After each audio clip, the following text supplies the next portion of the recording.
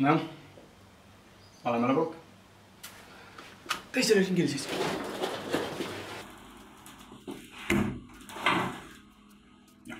Ma loodan, et teile meeldis see väike sketš.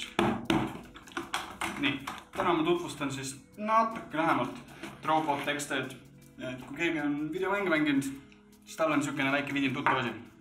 Nii, siin kastis on siis robot ise, kontrollpult. Ja nagu videost näha, siis seda oli lihtne tööle panna, siin on väike nupp.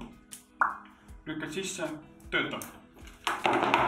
Robot ise laadimiseks peab olema PIN sees. Kui laadil ei ole vaja, tahad sõitma minna, tõmbad välja täpselt nagu granaadil ja sõna otsus mõttes võid visata, ma ei hakka seda praegust viskama. Kaasa tulevad meil veel audiodapter, heli valjenduse selle muutmiseks, vabandale, ma kokutan. Lihtne loogiline. See läheb siia sisse, see läheb kõlarid.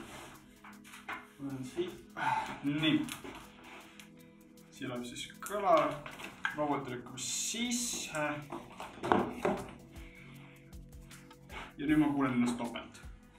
See on väga oluline sellepärast, et robotile on väga tundlik mikrofon ja loomulikult arusaadav ka, miks ma panin selle põhja.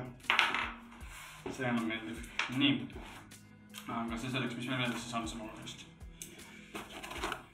Meil on laadiadapter, teine laadiadapter,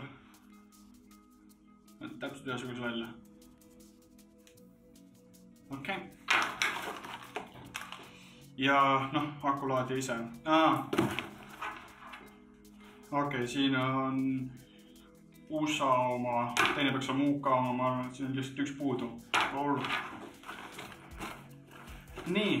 Aga absoluutselt muud siin kastis väga ei ole.